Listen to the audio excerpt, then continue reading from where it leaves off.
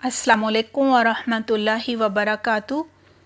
اعوذ باللہ من الشیطان الرجیم، بسم اللہ الرحمن الرحیم۔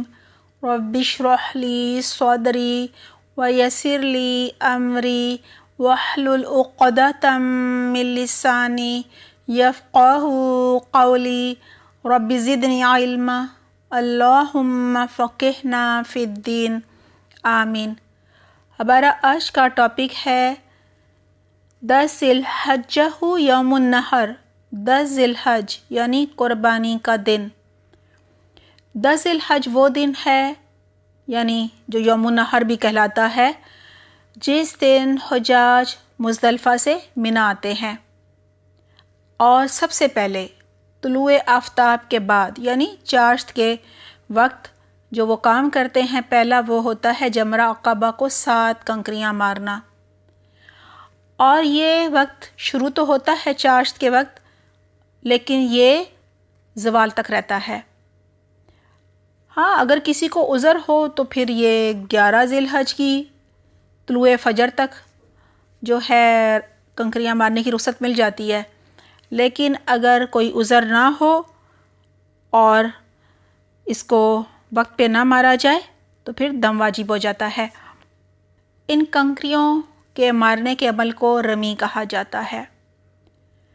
کتاب سے آج کی احادیث کا آغاز کرنے سے پہلے رمی کو سمجھ لیتے ہیں۔ جمرہ پتھر کو کہتے ہیں، جسے عام طور پر لوگ جو ہیں وہ شیطان کہتے ہیں۔ جمرہ کی جمع ہے جمار یا جمرات۔ یہ جمار یعنی پتھر تعداد میں 3 ہیں۔ جب حجاج مزدلفہ سے منی جاتے ہیں تو سب سے پہلے جمرہ اولا آتا ہے یعنی پہلے والا، اس کے بعد وسطی آتا ہے یعنی درمیانہ جمرہ پتھر، اور آخر میں عقبہ آتا ہے، عقب سے ہے نا پیچھے، یعنی جو آخری ہے اور مکہ کی طرف ہے۔ اسے بڑا جمرہ بھی کہا جاتا ہے۔ لہٰذا جمرات منی میں 3 مقامات ہیں، اور یہاں اب دیوار کی شکل میں بڑے بڑے گول ستون بنا دیے گئے ہیں، درمیان میں ستون کھڑے ہوئے ہیں اور حوض سے بنا دیے گئے ہیں گول دائرے میں۔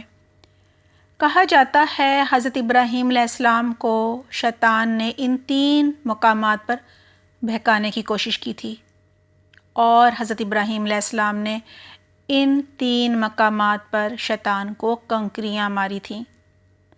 لہٰذا حجاج اللہ سبحانہ تعالیٰ کے حکم کی اطاعت میں رسول اللہ صلی اللہ علیہ وسلم کے طریقے کو اپناتے ہوئے اور ابراہیم علیہ السلام کے اتباع میں ان تینوں مقامات پر یعنی تینوں جمار کو، تینوں پتھروں پر کنکریاں مارتے ہیں۔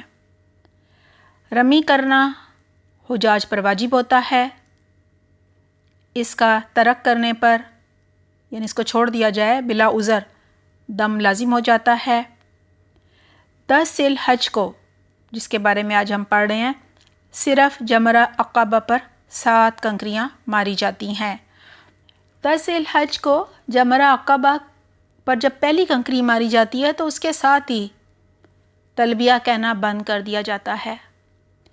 کنکریاں ایک ایک کر کے ماری جاتی ہیں، ایک دفعہ میں ہی 7 کی 7 کنکریاں نہیں ماری جاتی۔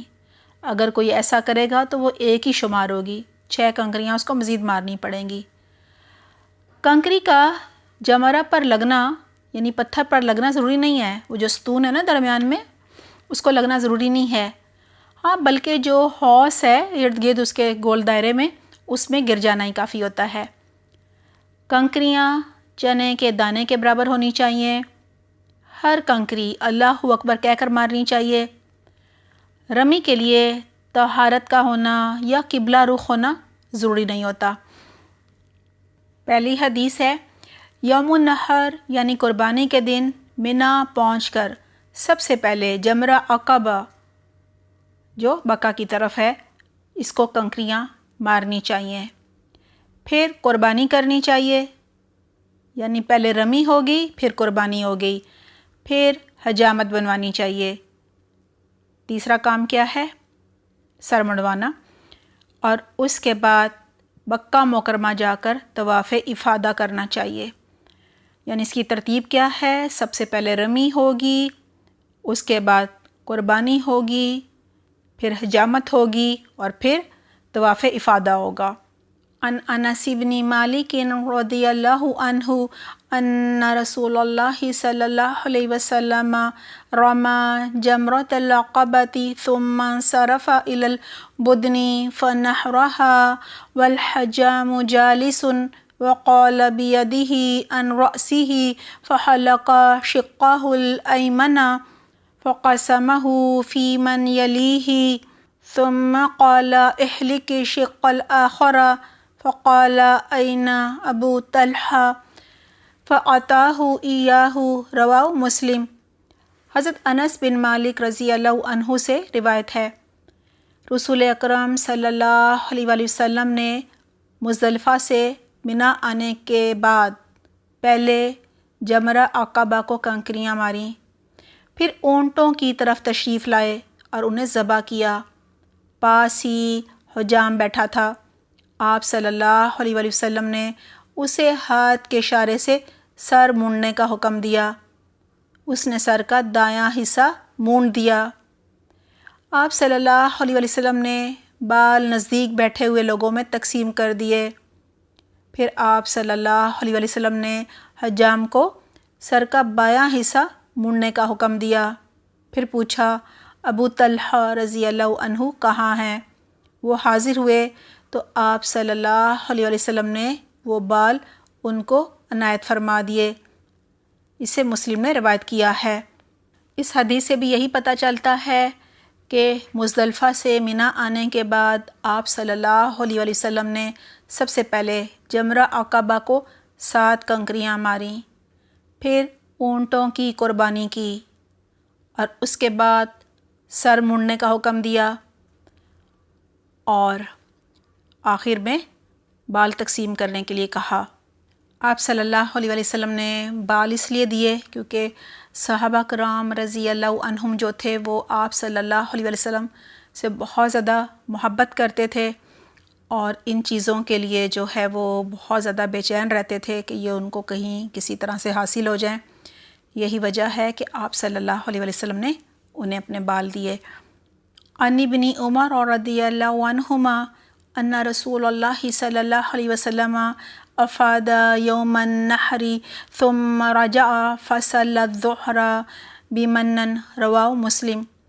حضرت عبداللہ بن عمر رضی اللہ عنہما سے روایت ہے، نبی اکرم صلی اللہ علیہ وآلہ وسلم نے قربانی کے دن ہی طواف افادہ کیا، زائرہ مکہ جا کے کیا، پھر مکہ سے منا واپس آ کر نماز ظہر ادا فرمائی۔ اسے مسلم نے روایت کیا ہے۔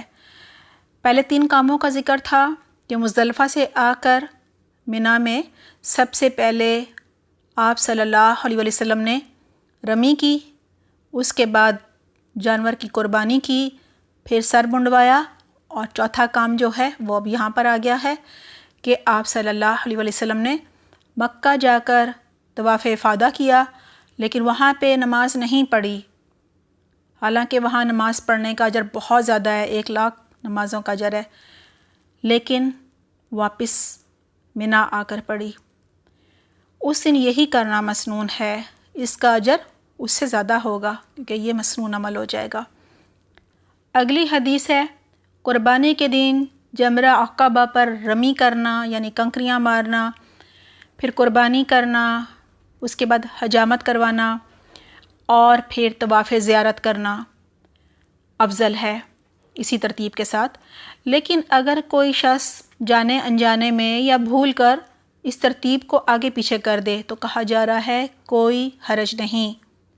عن عبداللہ بن عمرو بن العاص رضی اللہ عنہ قال وقف رسول اللہ صلی اللہ علیہ وسلم فی حجۃ الوداع بمنن للناس یسألونہ فجاء رجل فقال یا رسول اللہ صلی اللہ علیہ وسلم لم اشہر فحلقت قبل ان انحر فقال اذبح ولا حرج ثم جاءه رجل آخر فقال يا رسول الله صلى الله عليه وسلم لم أشعر فنحرت قبل أن أرمي فقال ارمي ولا حرج. قال فما سئل رسول الله صلى الله عليه وسلم عن شيء قدم ولا أخر إلا قال افعل ولا حرج. رواه مسلم. حضرت عبداللہ بن عمر بن عاص رضی اللہ عنہم سے روایت ہے کہ رسول اللہ صلی اللہ علیہ وآلہ وسلم حجۃ الوداع کے موقع پر منا میں کھڑے ہوئے تاکہ لوگ آپ صلی اللہ علیہ وآلہ وسلم سے وسائل دریافت کر سکیں۔ ایک آدمی حاضر ہوا اور عرض کیا، میرے لا علمی میں قربانی سے پہلے حجامت کروا لی۔ آپ صلی اللہ علیہ وآلہ وسلم نے ارشاد فرمایا، اب قربانی کر لو، کوئی حرج نہیں۔ دوسرا شخص حاضر ہوا اور عرض کیا، یا رسول اللہ صلی اللہ علیہ وآلہ وسلم، میں نے کنکریاں مارنے سے پہلے لا علمی میں قربانی کر لی۔ آپ صلی اللہ علیہ وآلہ وسلم نے فرمایا، اب کنکریاں مار لو، کوئی حرج نہیں۔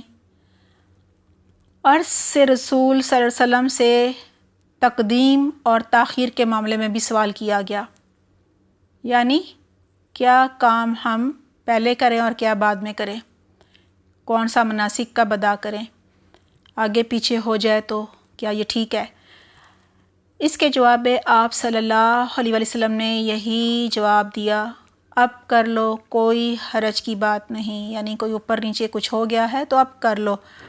یہاں یہی بتایا جا رہا ہے کہ مسنون عمل تو یہی ہے جس کا اجر سب سے زیادہ ہے کہ سب سے پہلے کنکریاں ماری جائیں یعنی رمی کی جائے، اور اس کے بعد قربانی کی جائے، پھر سر منڈوایا جائے، اور آخر میں مکہ جا کر طواف افادہ کیا جائے۔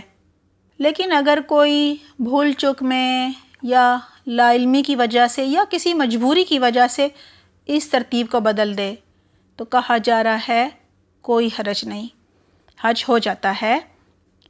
لا علمی اور بھول چک کے علاوہ مجبوری بھی ہو جاتی ہے، یعنی حجاج کو وہاں پہ پیسے دینے ہوتے ہیں قربانی کے لیے اور انہیں کوپن مل جاتا ہے، اگرچہ وہ بتاتے ہیں کہ کس دن قربانی ہماری کی جائے، لیکن پھر بھی کوئی طریقہ نہیں ہے معلوم کرنے کا، یعنی ممکن ہی نہیں کہ یہ پتہ لگایا جا سکے کہ ان کی قربانی کس دن ہوئی یا ہو بھی گئی کہ نہیں ہوئی، ہو تو جاتی ہے لیکن پتہ نہیں چلتا کب۔